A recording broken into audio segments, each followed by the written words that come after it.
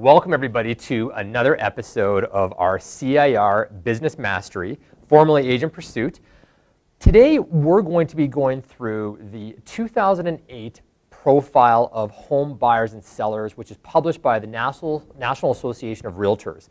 Now, for CIR agents, this report is available on your virtual office, and you can find it in the bottom right-hand corner, sort of mid-right-hand corner, in the What You Need to Know section of your virtual office.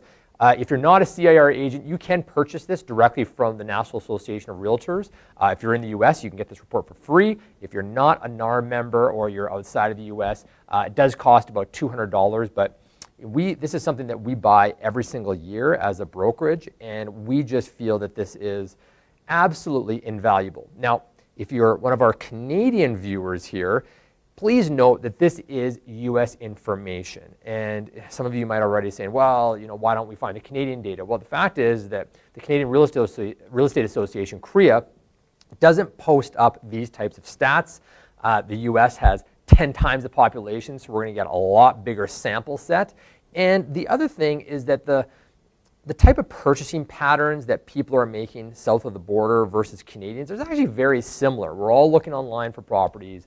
We're all using our tablets and smartphones. We're all looking to our friends and families for referrals. The type of home purchasing decisions that we're making and the way that we hunt for properties is actually extremely similar, which is why this information is valid. What I have done, though, is I have skipped over any of the information about financing, things that related to certain areas of the US, and I've really just had this information honed down to the information that's most relevant across the borders. So you're not going to find anything here that it's like this is only specific to one market. This is pretty much across the board. So my goal today is to give you some of the golden nuggets that I have found in this data, comparing year over year as well as just in this year. So this report comes out in January every year, and it is based off of last year's information, but obviously only being 6 months into this year is still very relevant.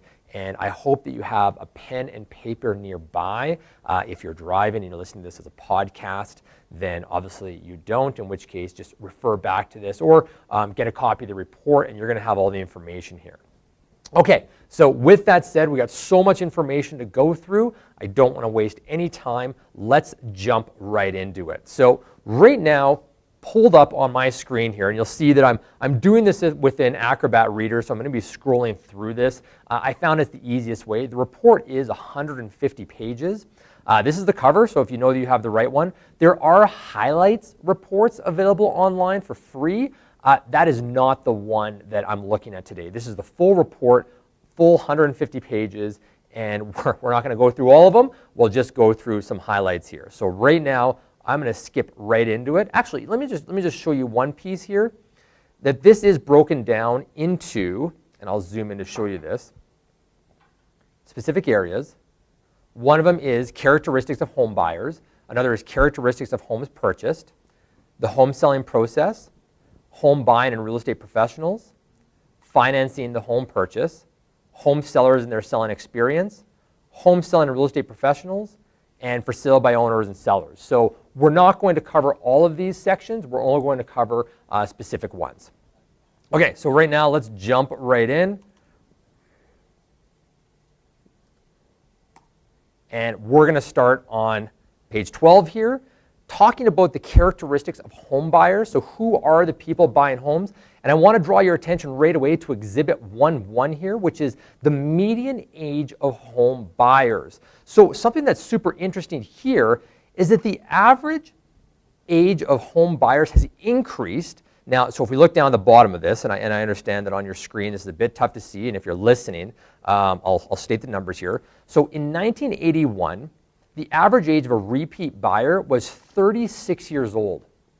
When you look now to 2018, that number is now 55.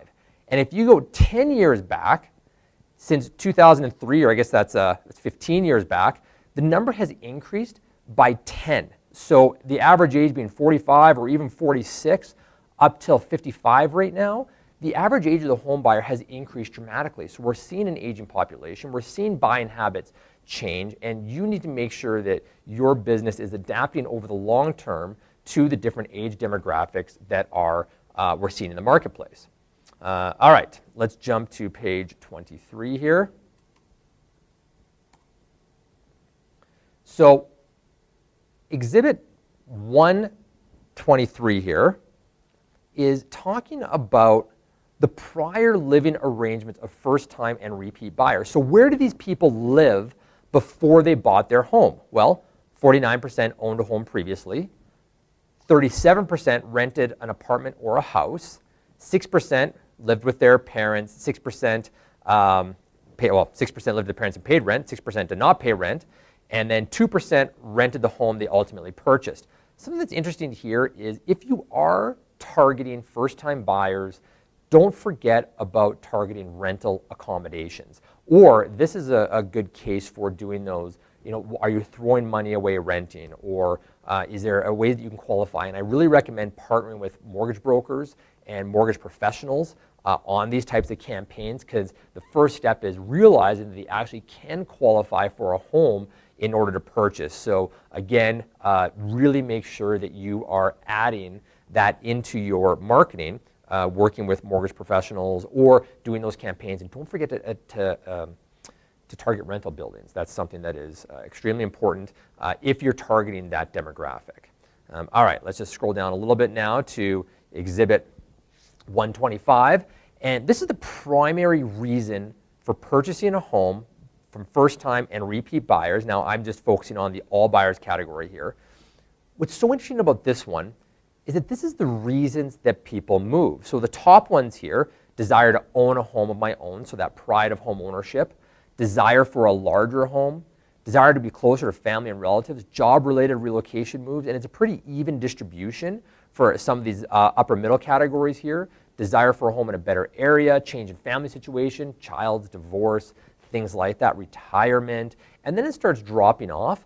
But what's interesting about this is that when you're having a conversation with prospective clients or people, think about or be listening for change. This is a ninja concept. You're asking those forward questions and you're listening for change. Is someone thinking of getting a larger home? Have they had to change their family situation? Is their job being relocated? You know, how's things at the office? Oh, you know, we're just moving to a new location.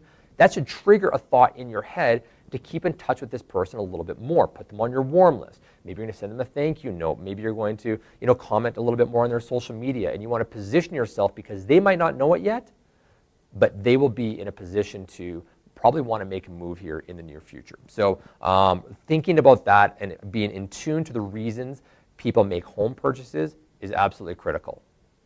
All right. So now we're moving on to, this is the characteristics, this is the type of home that they've purchased. So, so did they buy a new home or did they buy a pre-owned home, one that's been previously owned? So the distribution of this has been fairly steady with some blips coming in the late 80s.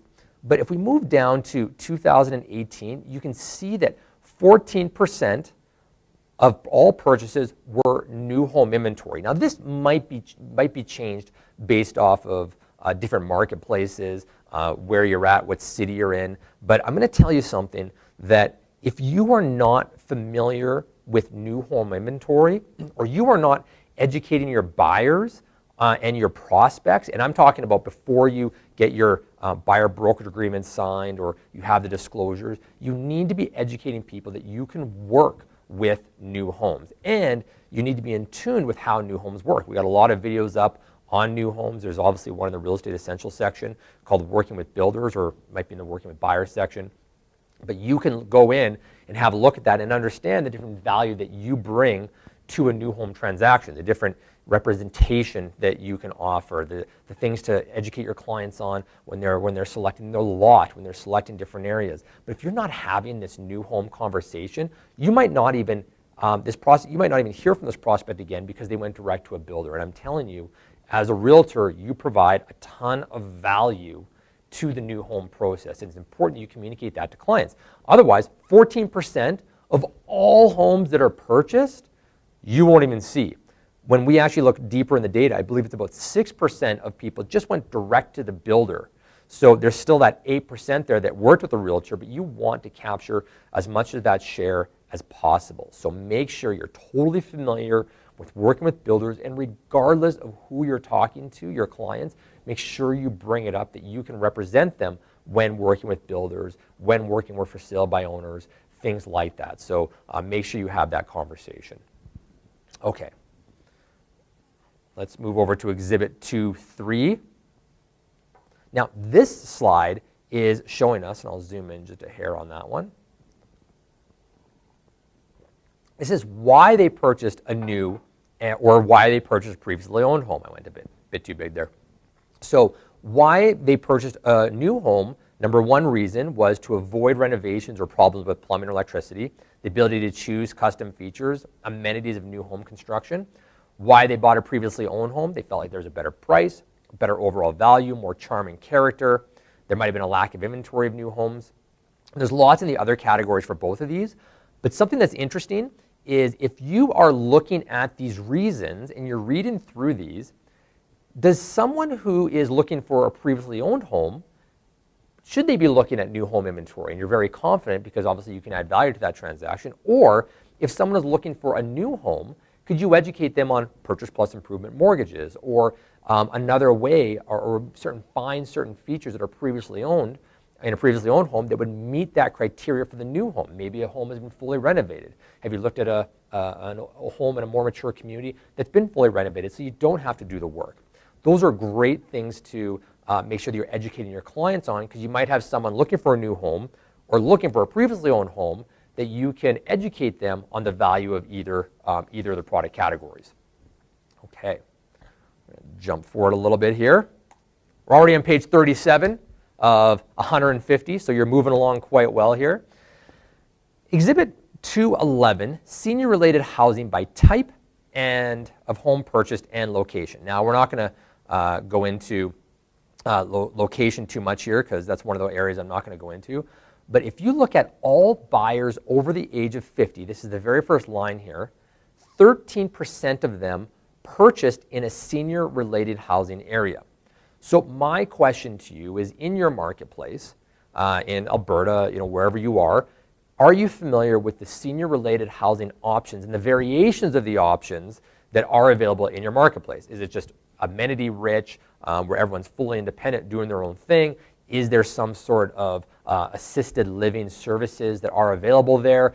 Are you familiar with that? And is that something that you want to get into? And I do recommend that you do become a bit familiar with that, because you're going to open up the amount of clientele you can work with. But just note that all the buyers over the age of 50 here moved into some sort of senior-related housing. So super important to understand, and something you probably want to educate yourself in your marketplace. If we go to Exhibit 213 now, this is factors influencing the neighborhood choice. So again, there's this breakdown of suburban, subdivisions, small towns, but just focus on the all buyers category because it's probably the biggest tell.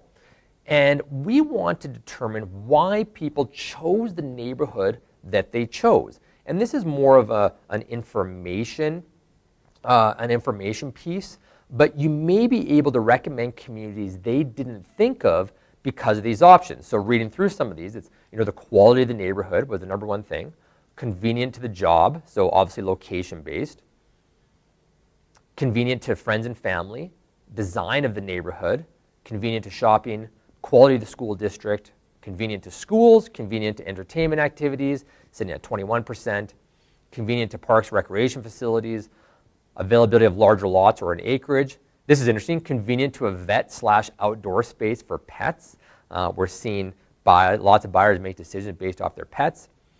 Convenient to health facilities, etc., and the list goes down. So if you know that someone is interested in something, make sure you understand some of the amenities in the areas that you specialize in and across the city, and you can recommend maybe more areas than they originally thought that might help them live the lifestyle they want to live. That's the key with this one, is they're trying to live a specific type of lifestyle. Are you helping them achieve that, and do you have enough knowledge of various communities in order to be able to direct them? Which is really interesting about this is you might say that And I've always sort of envisioned this. You have it where someone types in the type of lifestyle they want into a computer, and then when you look at a map of, I'll use Calgary as an example, but 3 or 4 areas might highlight. You might be able to live the same lifestyle in Coral Springs as you would in Auburn Bay and Sunset, anything that or Sundance, anything that has a lake and a lake-style community. Maybe that's what you're looking for, and you're looking at these various quadrants around the city or various communities that could match the same lifestyle. And maybe Mackenzie Town works the same as Inglewood or works the same as all the different pieces. And again, you can help recommend different areas that buyers may not have thought of if you're very knowledgeable on the various communities and the amenities they offer as well. All right. Just going to jump over to page 45 here now.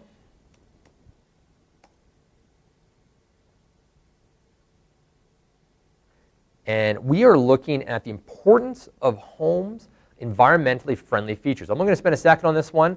All I want to let you know is when people are looking at how important, so this is very important is the blue, somewhat important is the orange, and then not important at all is the green in this category. So heating and cooling costs, 33% of people said that this was very important.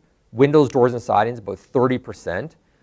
Energy lighting, about 23%.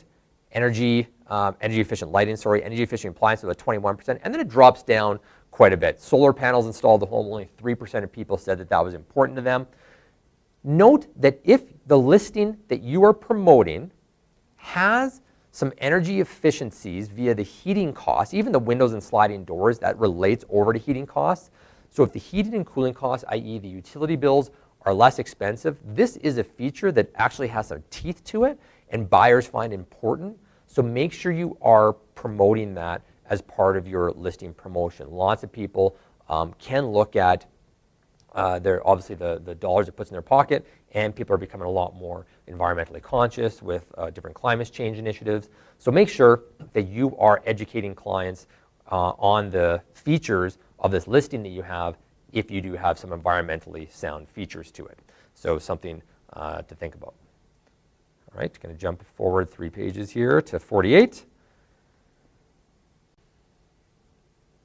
Now, this one's fascinating. This is expected length of tenure in home purchased. So this is how long people expect to live in their home. So someone moves in on day one and someone asks them, hey, you bought this home, how long do you expect to live there? Now the reason this is so important is because this is going to determine the depth of a relationship, or it could be an influencing factor in the depth of a relationship they expect to keep with you. So let's have a look down here. And the only number I really care about here at the bottom is this median number, which is 15 years. So when people move into a house, they expect to be there for 15 years. Now, first-time home buyers expect to be there for 10 years, and repeat buyers, 15 years, new homes, 15 years. But it's basically 15 years across the board. The reason this is so critical is because when they buy a house, they don't expect to need you for another 15 years after that. So my question to you is, what are you doing to set the expectation that you can add value to them while they live in the home that they have? Are you in a position where you are offering them information on increasing their lifestyle, or is your newsletter all about statistics and how to prep their home for selling and things like that that are related to a transaction and not related to a specific home ownership or improving the life that they live in their home? So obviously CIR with our Best My Nest program, that's the whole reason we incorporated to improve the client's life that they live in their home after they purchased it. But you want to set that expectation that you're going to be in touch with relevant information, and this is proof of how absolutely critical that is. So do not overlook this. This is the expectation. They expect to be in that home for 15 years. What are you going to do over that 15-year period to stay relevant? Or you can certainly just let them go. That's an option, and then play roulette on whether or not they'll come back to you. And I'm telling you, about 12% of the time, they end up coming back to you when it comes time to sell again. So we're going to talk about that a little bit further in the future here. All right. So that's the end of the characteristics of the homes that people purchased. We're going to jump ahead and talk about the home search process. So what was the first step that a buyer took during the home search process? Number one, and this is interesting because we think that everyone would have looked online to start their search, but in reality, only 44% of people actually did. So we're looking at, and first-time home buyers look at this, is only 34%. We would expect that these younger people looked online first before buying a home, but that's not actually the truth. 44% of the time, 34% of the time, first-time home buyers started their home search online, but 17% of the time, going through these numbers, and it's quite spread out here, so 44% of the time, buyers looked online to start. 17% of the time, they contacted a real estate agent first. 11%, they looked for information about the home buying process. Jump over to first-time home buyers, that jumps up almost double to 19% of the time, first-time home buyers were looking for information, whereas repeat buyers only 7% of the time. 7%, they contacted a bank or their mortgage lender. They drove by homes in the neighborhoods. They talked with some friends or family, visited open houses, and then the rest goes down quite a bit. And even visited open houses, the very first step was only 4% of the time. So what lessons can we learn from that? Well, how can you insert yourself into various areas of this process? How can you capture people a bit earlier? Obviously, looking online for properties, you can focus on listing inventory because then people can contact you that way. You can have online ads. When we talk about contacting a real estate agent, obviously that's going to depend on the quality of your relationships. So make sure that you are maintaining relationships for those referrals. Looking for information about the home buying process. Become a contributor. Have it where you're maybe on your website you have different resources so that you're focusing on SEO. When people Google different parts of the home buying process, you're the one that comes up.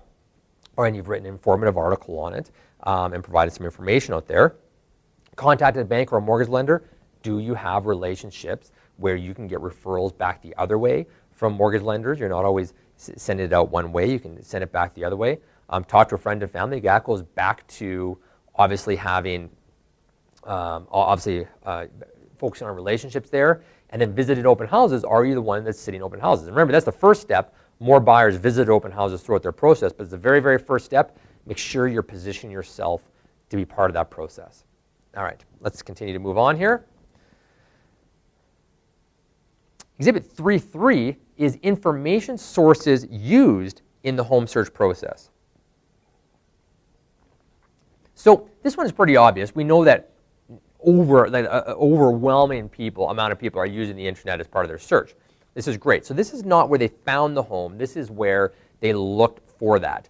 So if I were to call this your vanity personal marketing direction toolkit. So where are you marketing yourself? All buyers, 93%. They used a real estate agent. They used mobile search tablet. Make sure your website is mobile friendly. Open houses they used, yard signs, online video site, home builder, print newspaper advertisement, things like that. But when we talk about real estate agent using that, 86% of people use that as information source. Open houses, 53%. Yard sign, 46%. Online video site, 37%. So that would be something like YouTube. Home builder, 18%. And then it drops off quite a bit from there. So just know that advertising these locations, and even in the print newspaper and the advertisements, I'm not saying those are great sources. In fact, I believe you should save your money from them, or a home book and magazines. We're seeing these drop off year over year. Even the home book or magazine, even up to 3 years ago, used to be 20% of people used it as a resource to look for properties in, whereas only 10% today are. So we're seeing this drop off dramatically. So focus your money in terms of marketing, and we're going to see even more of this a little bit later here about where they found their real estate agent. Focus your money on relationships, and then spattered in with some online marketing. That's sort of the tried, tested, and true way in 2019 that you want to be investing your dollars. So, page 56. This is frequency of sources used. So after the home builder piece here, again, we talked about this, it's basically nothing. Print, newspaper, and advertisement, how frequently they used it? About 2% of the time. Home book magazine, 2%. So it tells a bit of a different story, and even the home builder is only 6%. Everything else above that is where you really want to focus on. Anything below that, I would virtually ignore, depending on where you're at. Obviously, you can do different campaigns that are related to it, but this is important. It's important to not waste your money. You have limited marketing resources, so make sure that you advertise where you're going to get the most bang for the buck. All right, moving on to page 59 here. Now this is interesting because their last slide was where people looked for homes. This is one of my favorite ones every single year in the NAR profile, and this is where the buyer found the home they purchased. And one of the things I love is they have this 17-year time span, so you can see the change over time about where buyers actually found the home they purchased. When you go into a listing appointment, this is one of the most important charts to show people. This is on page 59. It's exhibit 3.9, where buyer found the home they purchased, because sellers consistently want bigger ads in more places, and this is going to show them where the results are. And if you're going to charge 15% for the listing, or 50 and 3 as your listing commission, then now you can start to see where you can afford to do all these things. But the sellers want you to be efficient. They want you to save money. They don't want you to charge them an arm and a leg. They want to see value for the services they're getting. So you want to focus on advertising their home where the buyers are actually choosing the homes and finding the homes they actually purchase. So this is the slide that shows where did you get the results that you got. So looking down this, we have the internet, which is still reigns supreme, 50%. So are you advertising their home online? Is it optimized on realtor.ca and the different website syndication places? But make sure that that's advertised online. Finding it through a real estate agent actually dropped a little bit. So 28% of the time, the realtor introduced the property to them. Yard sign, 7% of the time, through a friend or relative.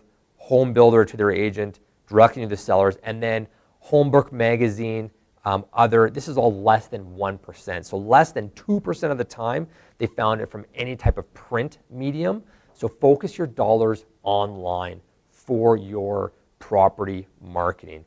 Or even in the yard sign as well is pretty important as well. Friend, relative, or neighbor. That's why we love neighbors only open houses, things like that. So make sure you pay close attention to these stats. All right, let's jump ahead to page 64. And now we're looking at the home search process as it relates to the value of website features. So what features did buyers find the most useful? So you can see the blue here. It is very useful. Orange is somewhat useful, or depending on whatever color you feel it is. Green is not useful, and the lighter blue here, they did not use or it was not available. So again, the king of website features is great photos, sitting at 80%, 87% of people loved the photos, said this was one of the most useful pieces. 85% said detailed property information. Don't skimp out on putting in the schools, area amenities. Don't get lazy on your listings. I just can't say enough. We're pulling a bunch of website data as we're redoing our website, and the amount of listings that have limited information is an atrocity. You really want to make sure you have detailed information like it says in this chart. Make sure you have all the information here. Floor plans. Are you using floor plans? This is interesting too. Virtual tours came up at 46%, and if you compare that with video is sitting at 25% that they found useful. So video can be a marketing tool for your business, but as for property information, personally, I would save your money unless you're just doing it just to impress your seller. But the virtual tours, I would spend more on a Matterport virtual tour than I would on a video. I would focus on that, save the video for your own business, unless it's something easy you're doing on your phone. Anyways, I'll let you guys kind of just let the data speak for itself here on that. Real estate agent, contact information being on the site, 42%. Obviously, that's important. Detailed information about recently sold properties. This is a trend that hasn't come to Canada as much yet, but we are coming into. People love seeing sold prices, about area comparables. So it's 41%. Neighborhood information, 39%. And then it moves on from there. So really the two kings here are photos and detailed information about the property. It is absolutely imperative. So make sure that when you're uploading your listing, you're giving as much information as absolutely possible. And don't forget about floor plans. Floor plans, better than half of people, the vast majority of people, or not vast majority, but majority of people did say floor plans were super important. So don't forget about those. All right.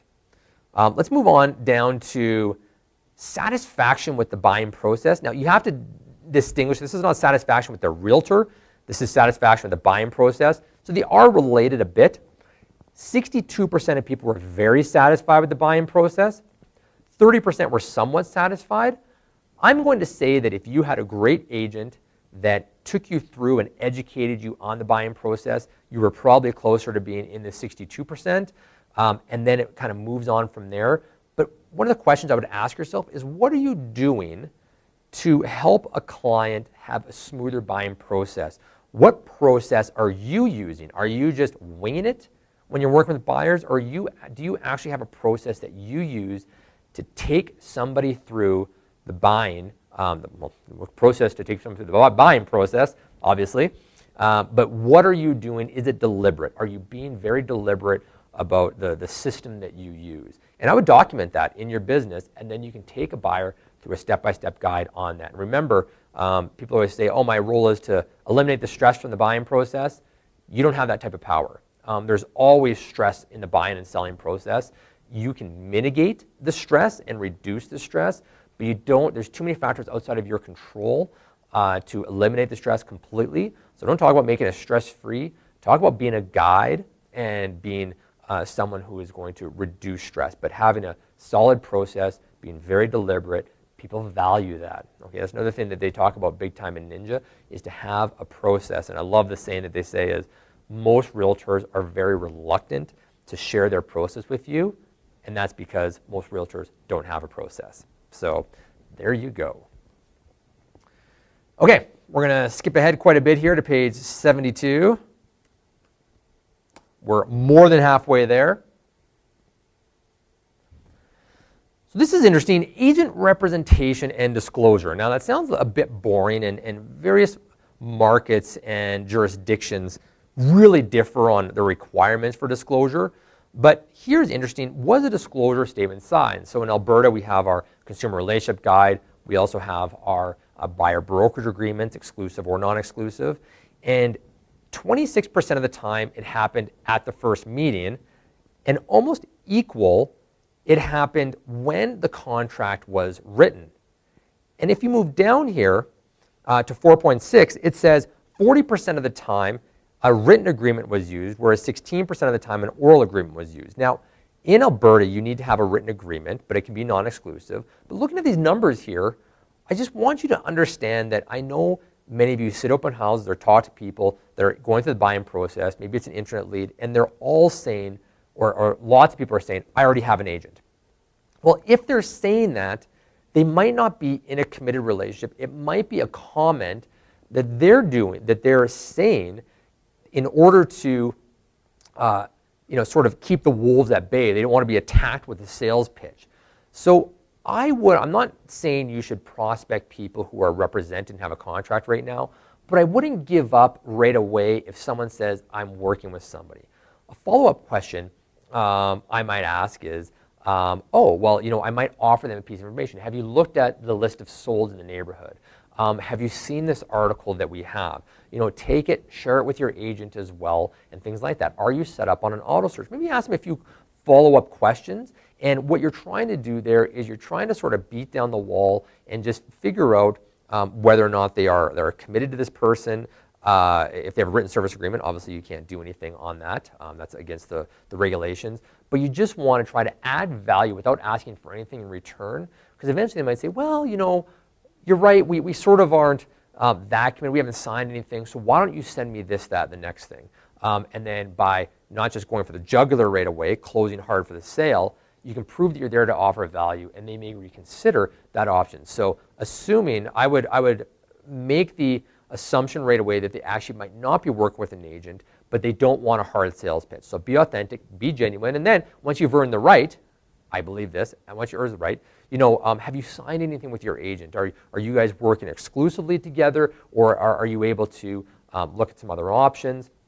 And then you can go from there. So that's that. And if they just say, yeah, we're working with them exclusively, back off, no problem. Okay, but I would ask more questions because it's relevant. All right. We are going to go now to 4.9, page 73 here. So this is what buyers want most from a real estate agent. So this is help finding the right home to purchase was obviously the number one. Help buyer negotiate the terms of service is number 2. And helping find the right home to purchase was 52%. So it trumps. It's 3 times higher than the next closest one, which was the negotiation. Help with price and terms, determine what a comparative home sold for. Here's the lesson to take from this one. Buyers want you to help them find the right home. Make sure that as part of your system, you have an amazing system for finding home searches, for setting people up on the search process. Make sure that you're able to find homes that are on MLS, but also not on MLS. We love it in our buy-in presentation. You'll find 10 different ways to find homes that are not on MLS in that package. You'll also find 5 ways to save them thousands of dollars on the home purchase. But the number one thing by 3 times is buyers want help with the home search process. And I always tell people this in the courses. The most negative feedback we get from buyers when we look at the testimonials that come in, the feedback surveys, is that buyers felt like someone set them up on a search and forgot about them. The buyer did all the work to find the properties, whereas the majority of the time, better than half, they want it where you are helping them find the right home to purchase. It's one of the most important services that people believe that you provide. Yes, negotiation is up there, but people only mention that 14% of the time. So this isn't huge. This isn't rampant. The number one thing, have a compelling search process. Have a deliberate search process. Tell them you're going to take them through a search process. And tell them all the different ways you're going to find the properties that meet their needs. And that's going to make people really happy and dramatically increase their satisfaction. We'll stay really close here. We're going to go down to benefits provided by the real estate agent during the home search process. So these benefits, just make sure that you understand that these are things that people found valuable. So help the buyer better understand the process, pointed out unnoticed features in the property, negotiated better sales terms and contract terms, obviously some negotiation there, provide a better list of service providers, improve the buyer's knowledge of the search areas, you knew your area, negotiated a better price, so the contact terms and price. Interesting that contract terms was put higher than price, shortened the buyer's home search process, provided a better list of mortgage lenders, expanded the home search area, narrowed the search area. These are the important benefits that people found valuable through the process. So how are you incorporating these into your process? All right, and another super important one, 412, this is another one that we look at every single year, is how did the buyer find their real estate agent? So what's interesting about this is in terms of offline sources, 70% of the time, a buyer found their realtor from offline. They didn't inquire on a property. See, that's also included in here. If someone inquired on a property during realtor.ca, it's in there. But let's go through this list here. Referred by a friend or relative, 41% of the time. That's how someone found their realtor. 12%, they used the agent previously to buy or sell the home, so a repeat client. They inquired about a specific property viewed online, so they went to realtor.ca and clicked on a property, or onto your website and clicked on a property and inquired. That's 7% of the time. Website without a specific reference, so just a cold website lead, 6% of the time. Referred by another real estate agent, 5% of the time. Visit an open house, 5% of the time. I added all these up. Again, 70% of the time, it was offline and relationship based. If you go down and include the other 11%, that's 81% of the time someone found a buyer through an offline method primarily based off of a relationship. Maybe you had a relationship with a friend of theirs. Maybe you had a relationship with, you used them previously, they're a repeat client, or maybe you had a relationship with a realtor in another marketplace or something that referred you a client as well. So there's a bunch of different things here, or maybe they saw you at an open house. There's tons and tons of things, but 70% of the time is offline, so don't think this game is only online. In fact, only 6% of the time they found them online cold, and only 7% of the time was them inquiring off a specific property, and that's when they used their agent. All right, let's move forward on to page 76 here. This one's interesting. They're all interesting, but I'm going to call them all interesting as I get to them, because that's the way that I roll. How many times a buyer contacted the agent before they received a response and the original form of contact? So this is a bit backwards in my mind, but 40% of the time someone called them, 19% of the time they talked to this agent in person, 14% of the time went by email. But here's the bottom number here of the number of times that they contacted the agent before received a response, 3 times. This is heinous. And even if, I'm just going to make a statement here because some people might say, oh, it's all the part-time realtors. I know lots of fantastic realtors that have other side hustles and are working other jobs. But I just want to share with you that if you are one of these agents who is working another system or another job or something, make sure you have a way to return messages, emails, things like that on your breaks, or you're making time for this. The fact that someone needs to call somebody 3 times before they get a response from an agent is just agents throwing money away.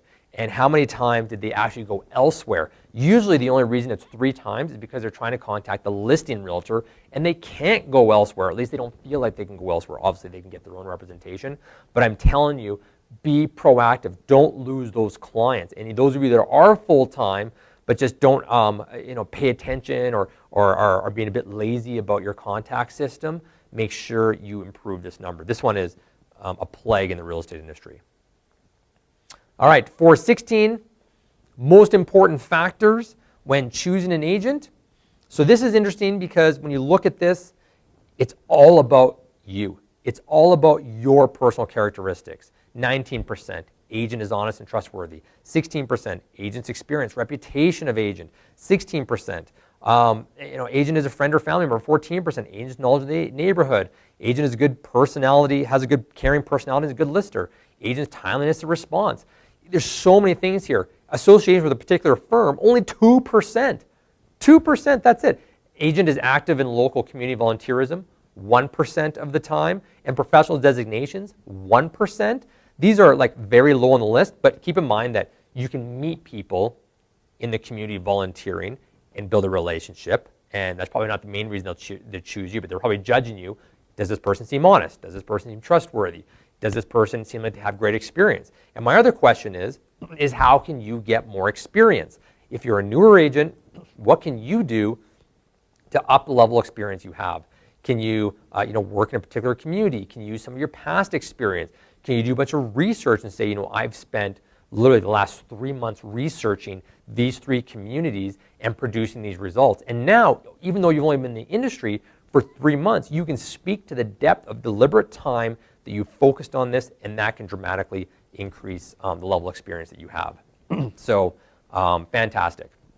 But really try to bolster as many of these, and don't worry about the low ones. This is all about you, and this is why CIR is our motto is showcasing your excellence. We want to position ourselves to be the #1, real estate marketing company, the most sought after real estate marketing company, by getting your services out there and showcasing your excellence. We're not stepping on your brand. We don't want to do that to build our own, not like other companies that are forcing people to comply within their super tight guidelines. We know that only 2% of the time people care about that. They want you. So focus on the 98% that people do care about, and let us showcase your brand. And that's something that's we believe is so important that other companies are really missing here. All right, 417 here. Importance of real estate agent skills. I'm not going to spend too much time on this, except for you can start to see the importance of skills that you should have: honesty, integrity, responsiveness, knowledge of purchase process. This is sort of the fundamentals that you need to be a successful realtor. All right, we're going to jump ahead a little bit here. Apologize for the active scrolling. Number 20, importance of agent communications. So this is interesting because it's like, how does your clients want to be communicated with? So they want to be called. So calls personally to informative activities, 70% of people deem that as very important. They send postings as soon as possible. The property is listed, the price changes, so you're setting people up on auto searches. 69% of people said that's critical. Sends property info and communicates via text message. 65% of people love that.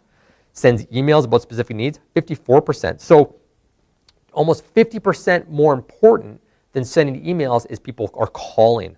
They love it when they get a phone call to keep them up to date. Very, very important. And you can go through the rest of these. Has a website, 29%. Has a mobile site to show properties. Does your website work on mobile? 29%. And then it goes down from here. Active on social media, 12%. Sends an email newsletter, 8% of people felt that was important.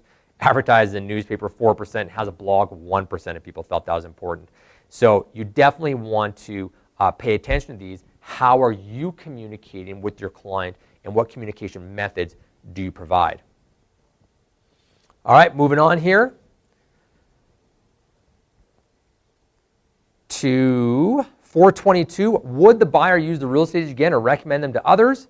74% of the time, someone would definitely recommend someone, and 16% they probably would, which means that 90% of the time, they would say that they would probably or definitely use that realtor again. And if we go back to how many people actually use a realtor again, it's 12% of the time. So why is that? And I'm going to just share something that this is a combination of the fact that people, A, are not in the business anymore after 10 years. So just by staying in the business and having that stick-to-itness, people will come back to you.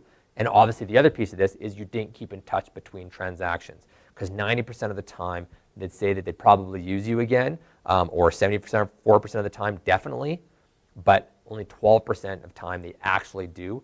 So what are you doing to make sure that you're the person that's available for repeat business? All right, moving forth on here now.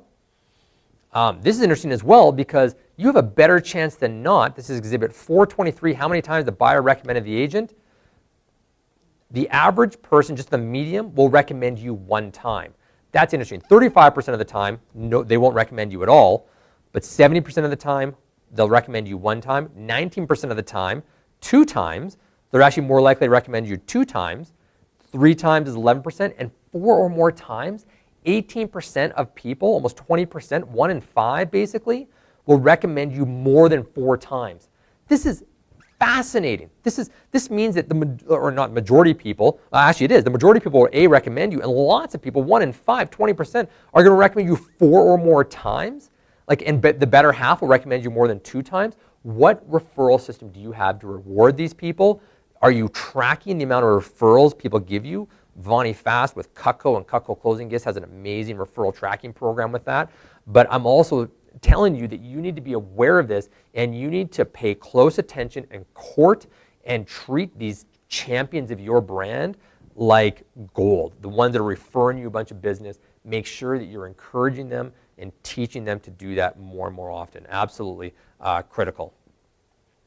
All right, jumping way forward here now. We're on the home stretch.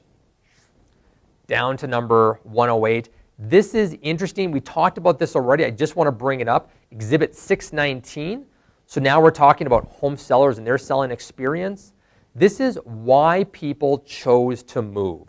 The reason for selling. So this is the home is too small, want to move closer to family, job relocation. This is the same, very similar to the buyer side. And again, you're just talking to people. You're listening for change. Absolutely important. Moving forward on to, I'm just going to scroll on this one, sorry. I should have jumped ahead.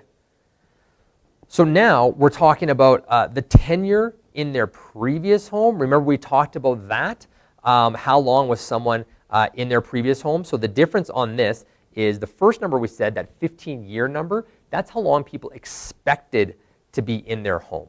Now we're talking about how long people were actually in their homes. When they first move, they say, hey, I'm going to be in this home for about 15 years. Based off this number, if you look at the median for all sellers, 9 years. They expect they were actually in their home for 9 years. 18 to 34 was 4 years. 35 to 44 was 7 years. But overall, the average is 9 years, which means that what are you doing to keep in touch over that 9 years? The other thing that's interesting about this is that's 11% of people in a given year that move. So 11% of your database, 11% of your farm area, 11% of the people that you meet in your community initiatives are going to move. Are you known? Does your street, how many homes are in your street? 10? View them as a pocket. Every 1 in 9 are going to make a move that year. Do they know that you live on the street and do they know that you're a great realtor? So those are all important questions. All right. 31. Just scroll forward on this. So method used to sell their home. So look at this. Over time, the use of a realtor in 2001, 79% of people used a realtor. In 2018, 91% of people used a realtor. Only 7% actually went to as for sale by owner. And this is taking business models aside. We're going to show you an interesting stat on that in a bit here. And 1% sold to a home buying company. So this is like the iBuying program, things like that. Think Properly in Alberta here, or any iBuy or Open Door, things like that in the U.S. But 2018, 91% of people used a realtor. And this is actually the highest it's ever been since 1981. So those people that say realtors are going by the dinosaur just don't know the data. Okay, it's actually just not coming to reality. We might hear more about some of these companies with alternative business models because they're nice to talk about, but people aren't actually using them the way that we think that they are. So make sure that you get your facts correct on that. Okay, and 640, I'm going to scroll out a bit. Some of these I had page markers for, some of these I didn't. Satisfaction with the home selling process. 64% were somewhat satisfied, 25%. Again, what deliberate process do you have to educate people and help them become more comfortable? All right, let's go to our last section here, page 121. This is the sellers. The section is home selling and real estate professionals. Very first, how did the seller find their realtor? And on this one, referred by a friend or a neighbor, relative, used the agent previously, internet website. So referred by a friend or neighbor, 39%. Keep forgetting we got listeners on. Used an agent previously, 24%. Personal contact by the agent, i.e., you're soliciting business, telephone, email, 5% of the time. Internet website, 4% of people found their realtor via the website. And then it goes down the list from there. 95% from offline methods overall, and 68% from methods that required you to have a relationship. So this is very, very important, where you knew somebody, and as a result, you got a referral out of that. All right, let's move to 7.3 here. The number of agents contacted before selecting one to assist their home sale. How many people did they interview? 75% of people interviewed only one. This number is up. We used to talk about this being 67% of people interviewed only one agent. So being first is important. Very, very important. Even if you're getting interviews and they say, I'm interviewing 3 agents, you don't want to be last. You want to be first. They might grow tired of the process and they might not interview anybody else. So 70% of the time being first. Now, this isn't like based on the person's experience, their skill level, or anything else like that. You just had to be first. And that is absolutely critical. So 75% of the time, someone selected the agent. So make sure that you use that stat to know that getting in front of people matters. This is why marketing yourself and your business is so important. You have value to give. Make sure you're the first one in. Okay, let's move forward to 7.6. This is the level of service provided by the real estate agent. So in the blue, this is, actually let's start with the orange. So this is the agent listed the home on the MLS and performed few if any services. So this is, they've used an agent, but they provide very little services. And the green there is a limited set of services as requested by the seller, so the seller asked for limited services. And the blue is a broad range of services and management for most aspects of the home sale. So we'll call it full service. So orange is limited service, blue is full service. Here's what's interesting. With all these companies that are coming onto the marketplace, the purple bricks where they're using agents to go ahead and do these types of things, even Redfin to some extent, and some other pieces where they have a cap fee and then they go through and they offer different services, not all the services they provide. But a limited set of services listing only on there, only 8% of the time that happened. Now people say that this is more prevalent, that these alternative business models are more prevalent, but it actually isn't, because since 2006, it was still 8%. So 13 years ago, or 12 years ago, 13 years ago, if I had said, hey, do you feel like there's more of these alternative business models out there? People say yes, and more agents are offering limited service. People would say yes, absolutely. Well, that's just not true at all. Looking at the data, it's just not true. So there's actually more realtors offering full service and sellers using full service than there was 13 years ago. So that's the facts. And even Redfin being the largest brokerage in the US, and Purple Bricks and some of these other models, they're just not getting any meaningful market share in any one in particular market. So even if you were to say they had 8% market share, which they don't in a lot of these places, it is still the vast majority of people are using full service real estate. That's just the way it's going. And that trend hasn't changed for the last 13 years. You're hearing about it more because information is more readily available, but 13 years of this, and it's still very close to the same. So I find that absolutely fascinating. Okay, last couple here. What sellers want most from a real estate agent? Not going to spend much time on this, except to tell you that sellers want help marketing properties 20% of the time, or 20% of people said this is extremely important. Pricing competitively, help sell the home within a specific time frame, help find a buyer for the home, help the seller find ways to fix up the property, help with the negotiation and dealing with buyers. What does your service package look like for sellers? That's the question I want you to ask yourselves. We go on to 7-8 here. The most important factor in choosing a real estate agent for the selling side. This mirrors almost what was on the other side, on the buying side. But reputation of agent is honest and trustworthy, agent is a friend or family member, agent's knowledge of the neighborhood, agent is caring, has a good personality. Agent commission was only 4% as listed. So have a look at this. And again, this is all about you. This is not about your brand, your firm, things like that. It's all about your individual characteristics. So this is about your personal brand. I absolutely love this because, again, it's something that we focus on so much. 7-11 is one that's going to talk to negotiating the commission rate or fee with the real estate agent. So people talk about, are people negotiating? Well, or how does this work? Well, 40% of the time, the real estate agent initiated the discussion about compensation.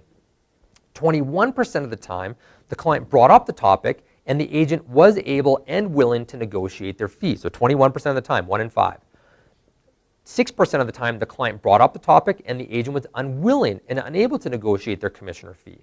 And 11% of the time, the client didn't know the commissions and fee were negotiable. 15% of the time, the client did not know commissions and fees. 11% of the time, the client did know commissions and fees were negotiable, but didn't bring up the topic. 15% of the time, the client didn't know the commissions were negotiable.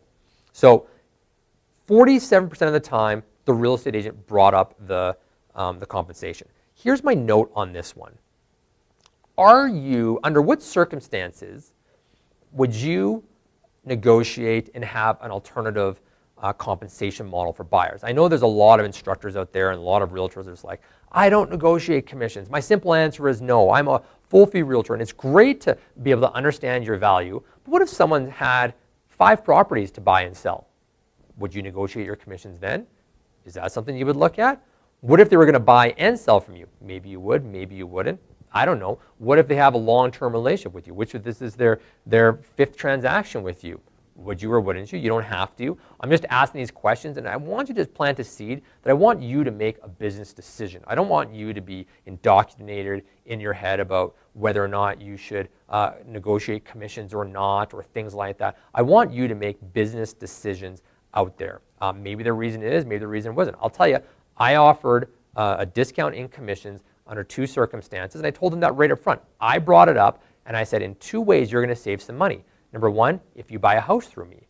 And number 2, if I'm also the realtor that brings the realtor that brings the buyer to the property. So I'm taking both sides of the transaction. I'll give you a break on that as well. And I just want you guys to know that those are 2 cases, and if those 2 manifest themselves, then they'd be getting a discount. And so they felt like they were getting something right out of the gates. It's something that worked for me. And obviously, if the person did have multiple properties to sell, I'd make it work that way as well. So those are ways to do it. I do recommend that you have a thought about this under the circumstances that you would, and educate the person. When do you or do you not offer variable commission rates? So something to think about, but I don't like the people that sort of blindly just say, I never cut my commissions. That doesn't work for me. It's not realistic, because if someone did say I got multiple properties or things like that, then I think those are all valid reasons to do it. I always recommend you have a very specific reason for doing it, and not just because someone wants a discount. That's when you start becoming viewed as your services aren't that valuable. So make sure that you have a very deliberate, planned reason for it. All right, second last one.